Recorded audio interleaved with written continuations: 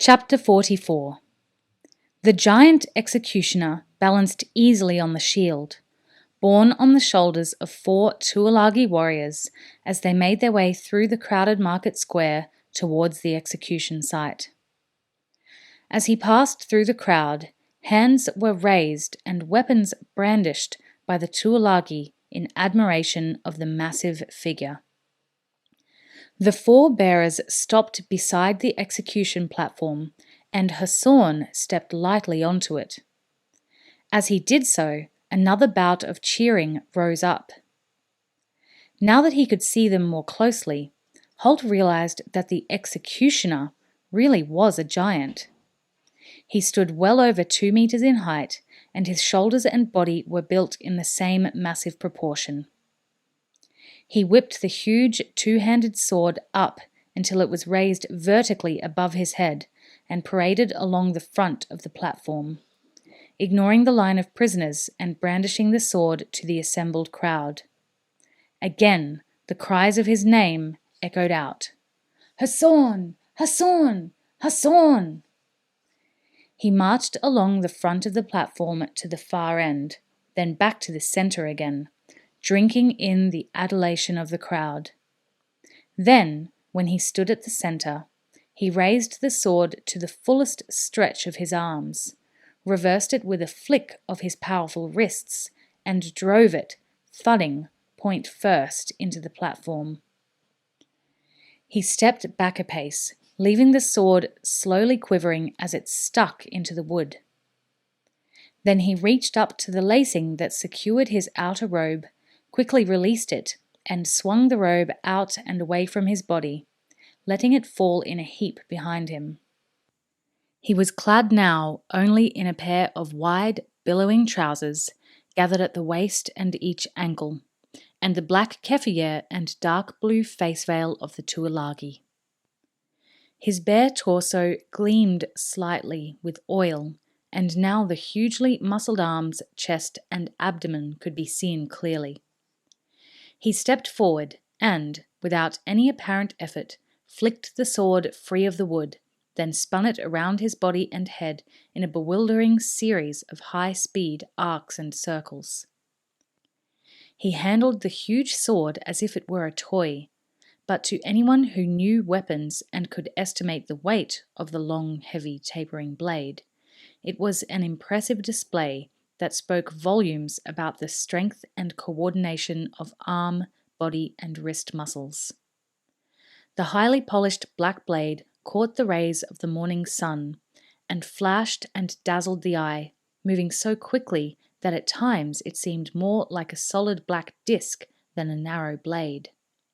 "Hassan! Hassan! Hassan!"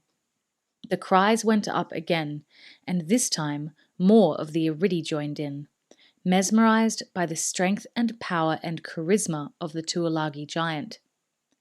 After all, 6 of the 7 captives standing on the platform were foreigners, and the Iridi had no cause to mourn their execution. As for the 7th, word had gone around as to Selathen's rank, and the people of remote backcountry towns like Marshavar had little reason to love the Emrakir and the Wakirs, who ruled Arida's provinces under him. As Holt had observed some days earlier, most officials in Arida were corrupt and prone to look for bribes when they dealt with the people under them. Selathen was an exception to the general rule, but the Marshavites weren't to know that. He governed a distant province, so they had no first-hand knowledge of him. In addition, normal contact between subjects and rulers came at tax time, when townspeople like those in Marshavar were required to hand over a percentage of all they had earned or grown during the year. At such times, the government showed little sympathy for a town that might have been invaded and pillaged by raiding Tuolagi. "We starve while they grow fat in Mararok," was an old backcountry saying, and the people of Marshavar felt there was a lot of basic truth in it.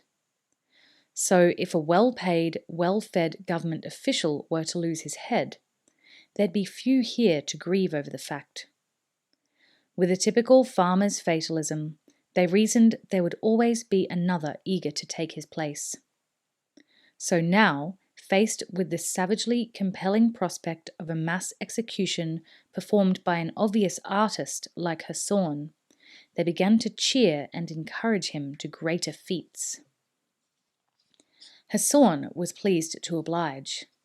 He began dancing from side to side, delivering overhead cuts, side cuts, and deep thrusts with the massive sword, letting it flicker and sweep with all the speed of a snake's tongue. Back and forth he went, from left to right, then back to the left again. Then he leapt high in the air and delivered a huge, arcing downwards cut with the sword, miming the decapitation of a kneeling victim. The point thudded into the wood planks, and again he released it and leapt back, leaving the sword quivering from the force of the blow. As quickly, he seized the two-handed grip and jerked it free again, then began knee-walking from side to side, dropping to a knee with each stride, and all the time keeping the sword spinning, flashing, and cutting. The chanting of his name intensified, with the cadence of the chant matching the rhythm of his movements. From his kneeling position, he leapt high in the air, spinning as he came down to face the line of victims, carving an invisible X in the air with two diagonal sweeps of the sword. Then he spun once more to face the crowd. For all his size and strength, he was amazingly light on his feet. He signalled to one of the men who had carried him to the platform, and the warrior reached to a nearby market stall and retrieved a melon. He tossed it high into the air above the giant. The sword flashed in two opposing diagonal cuts. The first cleaved the melon in two pieces. The second sliced through the larger of the two before the sections of fruit dropped to the wooden platform with a wet thud. Unbidden, the soldier now lobbed another melon, and this time Hassan halved it with a horizontal sweep, followed instantly by a vertical cut through one of the pieces. The crowd howled its delight. Hassan responded by passing the sword, spinning, from one hand to the other, maintaining the rhythm as he passed it from right to left hand, then back again, holding it by the long hilt close to the crosspiece, controlling it with the strength of his hands and wrists. He tossed it, spinning high into the air, caught it as the hilt came round. Then, leaping high, he spun 180 degrees in the air and brought the sword down in a savage splitting stroke at the captive who happened to be facing him. By chance, it was Horus. The crowd fell suddenly silent as the huge figure leapt, spun, and struck. They expected to see the foreigner split from head to shoulders at least. But at the last moment, with an amazing display of strength and control, Hassan halted the downward stroke so that the massive blade merely touched Horus's hair. The crowd yelled, then fell silent as they realized that the young foreigner hadn't moved, hadn't flinched. He hadn't tried to raise his bound hands in a futile attempt to ward off the terrible blow. He had merely stood, rock steady, watching the executioner with a disdainful look on his face. Horus's pulse was racing and adrenaline was surging into his system, but he showed no sign of it. He had somehow realized what was coming as the huge man had leapt and spun before him. The coordination of the backstroke with the turn had alerted Horus. Sensing what was about to come, he had determined that he would not move a muscle when the stroke arrived. It took enormous strength of will, but he had managed it. Now he smiled. "Prance and leap all you like, my friend," he thought. "I'll show you what a knight of Araluan is made of." Hassan paused. He frowned as he stared at the smiling young man before him. In times past, That movement had invariably resulted in the victim's dropping to the ground, hands above his head, screaming for mercy. This youth was smiling politely at him. Incredibly, he held out his bound hands, palms uppermost. "That was really very good," he said. "I wonder, could I have a go?" It was as if he really expected Hassan to pass him the sword. The executioner took a pace back, bewildered. He felt the situation was moving out of his control. Then matters became worse as the two bearded Scandian ruffians joined in. "Nice work, Horus," Erak said, chuckling delightedly. Svengal echoed the sentiment. "Well done, boy. That set horrible Hassan back on his haunches." With a scream of rage, Hassan turned on the two guffawing Scandians. The sword spun over his head, then he swung it in a flat, horizontal arc this time, straight at Erak's neck. As with Horus, he halted the blow only millimeters from the Scandian. But, like Horus, Erak showed no sign of flinching. Instead, he turned to his cohort and said in an approving tone, "Nice control, Svengal. The man's got good wrists. I'd like to see him with a battle axe in his hands." Svengal frowned, not totally agreeing. "I'd like to see him with a battle axe in his head, Chief," he said, and they both guffawed again, totally at ease, totally unafraid. Now Hassan sensed a growing impatience and puzzlement in the crowd. The chanting of his name had died down as they showed their respect for the courage of these foreigners. Arida was a hard land, and violent death was a daily occurrence. The Aridi and Tuolagi both admired those who could face it with such aplomb. It was vital, Hassan knew, that he regain the mob's respect. He paced along the line of captives, looking for the weak link, and saw the girl. She wouldn't be able to withstand the threat of the huge sword, he reasoned. He could reduce her to a weeping, tearful shadow of herself within seconds. And then, he sensed, the other captives would have to lose their disinterested, nonchalant attitude to him as they tried to comfort her. He let the rage build up in him like water behind a dam. Then he released it with a lingering scream of hate as he leapt for the girl, sword raised. Then the blade was sweeping and cutting across her, beside her, above her head, thudding down into the planking by her feet, so that the floor of the platform shook with the force of his blows. He cut the air about her, the sword never more than a few millimeters from her. It was a terrifying, terrible display of rage and strength. The girl didn't move. Evelyn stood stock still, knowing she must not move, must not cringe or flinch or blink while the terrifying weapon hissed past, barely a hair's breadth from her face and body. Any one of those blows would cut her in half, she realized. Yet she forced herself to show no fear. Her heart thudded and her pulse raced with it, but she hid it deep inside her. She wondered vaguely how Horus had stood up to such an ordeal without fear, and then it dawned on her. He hadn't. But he had controlled the fear because that was his way of having revenge on the posturing, leaping, stupid man now in front of her. And she determined she would have the same revenge.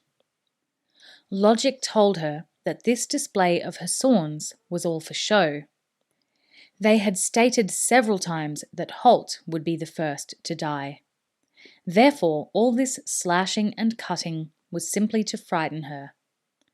At the same time, she realized, the slightest mistake on Hassan's part would be fatal. If rage or frustration threw him off balance so that he missed a stroke by as little as half a centimeter, she would be dead. But she stood, eyes open but deliberately unfocused, as the razor-sharp blade, nearly 1.5 meters long, hissed and whooshed around her face and neck and body. And finally, it was Hassan who was defeated. He stepped back, lowering the sword. His body gleamed with perspiration. His eyes above the mask showed his utter bewilderment, and the crowd was silent. Then one voice, from somewhere in the middle, called out, "Release her!" And another joined in, and another, until a growing section of the crowd were echoing the sentiment. Mostly they were Aridi. But Eusal's eyes narrowed in rage as he saw several of his own men raising their hands and calling for Evelyn's release. Furious, he stepped forward, drawing his own sword to emphasize his words. "That's enough!" he shouted. "Enough!" The cries for Evelyn's release died away as Eusal's bleak eyes swept the crowd. Behind him, Holt realized that this was a moment of maximum danger for Evelyn. Eusal might well choose to make a swift end of her here and now to still the chance of any further protest on her behalf. He would have to take the focus away from her and concentrate Eusal's anger on himself. Forcing a tone of utter boredom and disdain into his voice, he stepped forward, calling loudly to the Tuolagi leader. "Eusal, this is getting very boring.